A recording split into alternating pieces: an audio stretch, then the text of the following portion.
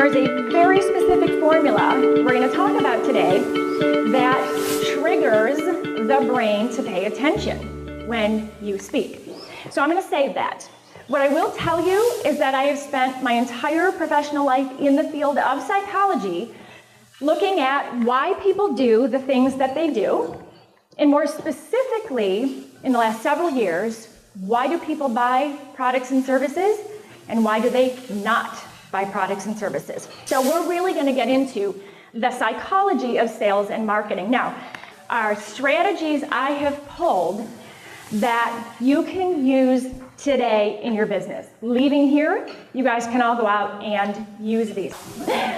Would you like to know the question your prospective clients are really asking you when they say, so what do you do? Because it's not, what do you do? Would you like to know that? Yeah. Great. Would you like to know the 3 mistakes you may be making in your business that are actually delaying your potential clients buying from you or hiring you? Would you like to know that? Excellent. You're all in the right place, and it's going to be a fantastic 40 minutes. So to get into the mind of our customers, why they buy and why they don't, we have to look a little bit at the brain. Now, I didn't use any images that would cause someone in here to lose their lunch today, so I want to talk to you about the 3 brains.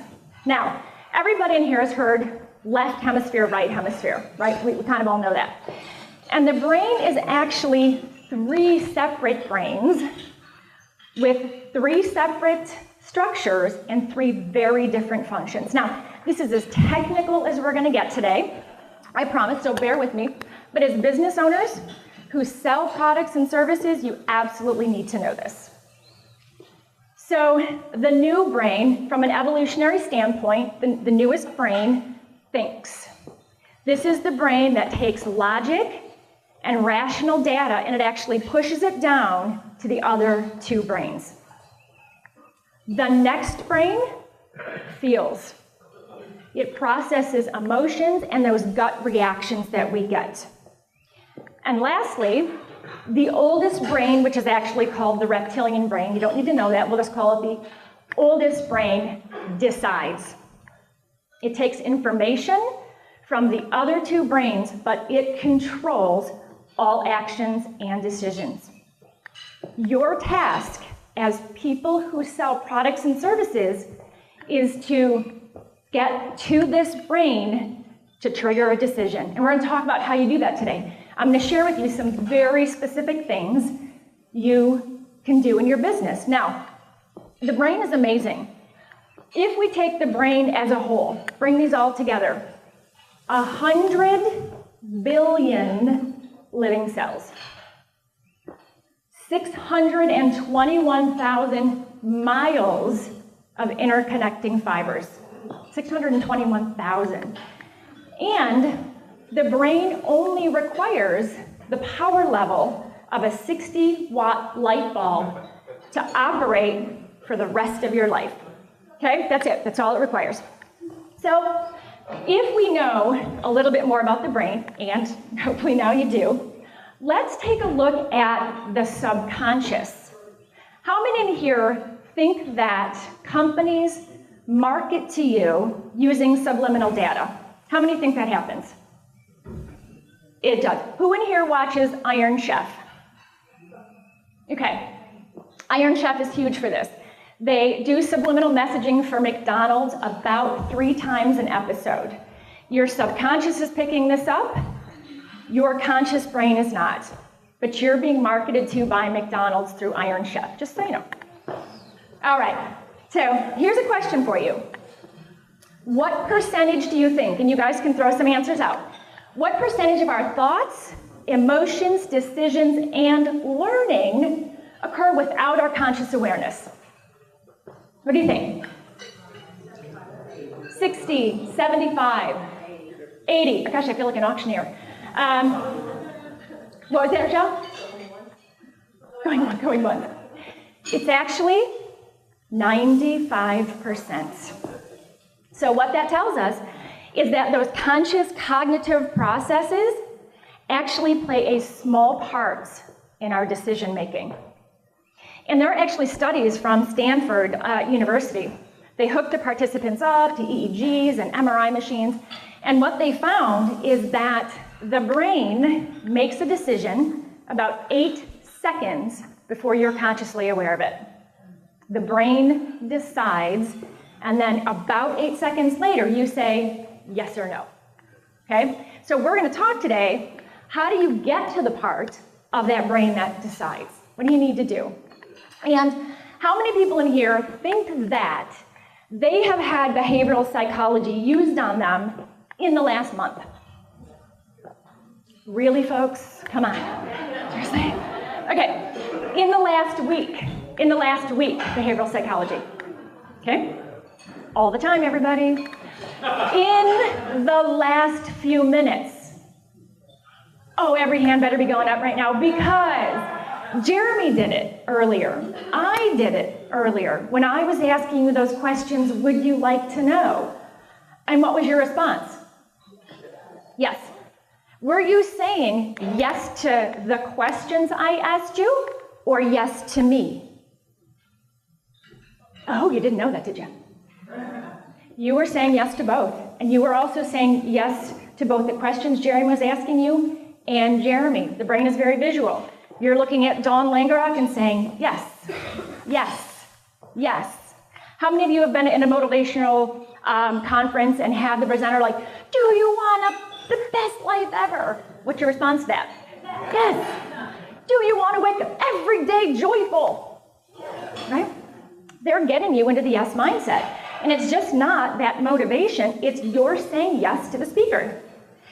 And I was at a conference recently, and I was listening to a fitness consultant, and she was killing me because she's up there very dynamic and going, do you want to continue to feel sluggish every day? No. Do you want to continue to carry the extra weight and be burdened?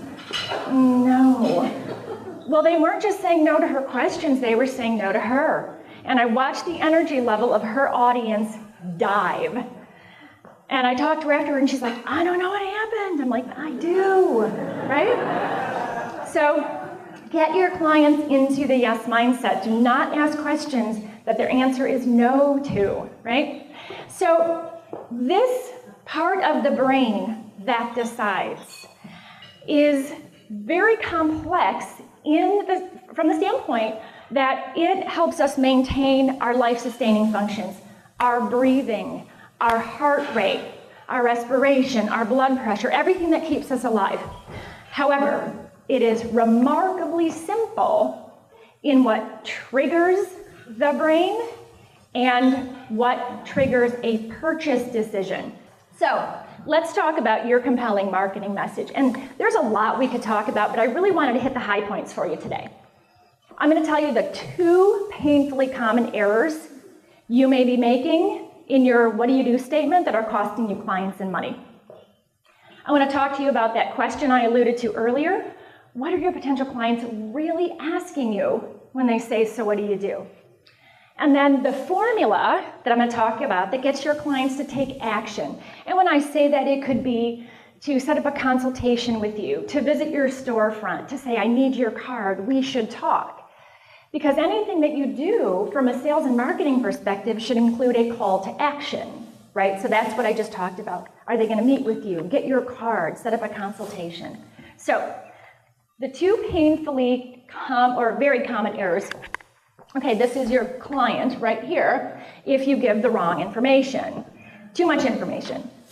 And I see people trying to launch into these really elaborate what do you do statements, and the brain just is done. It's like switching the channel, next, right? And it's too much of the wrong information. Remember, brain self-centered, the center of me. I'm looking for people who can solve my problems and give me solutions. That is it. So it's not about me, right? If it's not about me, I mean, and I'm not just saying I'm selfish, but right? But it's all of us. The brain is your filter. And I'm not saying that the brain cannot empathize. But it isn't the brain that decides. Your empathy, when we feel sorry for people or we see tragedy, is that middle brain, that feeling brain.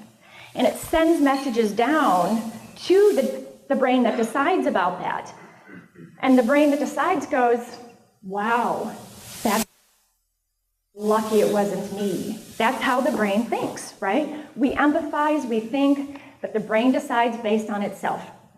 So the other painfully common error is it's uninteresting to the brain. Now, what I mean by uninteresting, again, everybody, if the brain is self-centered, your message needs to be about me. So I did a little experiment, knowing I was going to talk to all of you today. So I was in meetings, and I met some people, and I even in grocery stores, because I will talk to anybody. I'm one of those people. You don't want to sit next to me on an airplane. I'm just, you don't, right? I think I give off that vibe, because I sit on an airplane, and people automatically put their sleep masks on and their earphones in, and they're like, yeah, she's one of them. So here's what I heard. What do you do? And I'm going to tell you the brain's reaction. Chiropractor, uninteresting. I own a hair salon. All about you, it's uninteresting to me, the brain. I'm a realtor, uninteresting. I sell power at cheap prices. And my brain goes, so you're going to sell me superpowers where I can fly inexpensively? The brain cannot process stuff like this, people. Okay, it goes into confusion mode. And what I say, and my clients who are in this room have all heard it, a confused mind never buys. Never. We're going to talk about that. I'm a lawyer, okay? I sell all natural skincare. I am in the banking industry, right? Now, everybody, all noble, awesome professions. Well, not the lawyer. I'm just kidding. Come on. Oh, I'm kidding. However, here's the problem. It's uninteresting to the brain, number one. And number two, I already have a label for that. And here's what the brain does. Someone walks up to me and I say, so what do you do? I'm an accountant. And in lightning speed, my brain has a file that says accountant. And that file is either positive or negative. It is never neutral. So I don't like those odds. I'm not taking a 50-50 chance that I'm going to wind up in someone's bad file. So I caution everybody in here today, stay away from labels, right? I'm going to give you a much better formula today to describe what you do. So let's look at, because this is fun, the secret question your clients are really asking when they say, so what do you do? Because it is not what do you do I need to know you? Now, that sounds really harsh, I know. It's just the truth, right? Sorry. But the brain is constantly scanning the environment. Its job is to keep you alive and well. And it is scanning the environment for problems and solutions to those problems. And so the brain, again, doesn't think or feel. What it says is, if I have a problem, can you solve it? No, oh, you're an accountant, that means nothing to me. You haven't talked to me about me, I'm on to the next, right? So, do I need to know you? And I'm gonna give you a really easy formula that you can prompt the brain to answer that question, yes. Now, here's what I'm gonna say, everybody. Not everybody that you talk to is a client for you. And I talk to my clients all the time. You need to be in front of your ideal clients. So when you use the formula I'm going to show you in a minute, not that everyone in front of you is going to say yes. That's not what you want anyway. But for all of you, you need to be thinking about what are those pressing problems that your clients have. Because the brain is scanning for a solution. And it's you, but you need to make sure that the brain understands that. And you're not a solution, you are the solution. And we're going to talk about a little bit how you do that.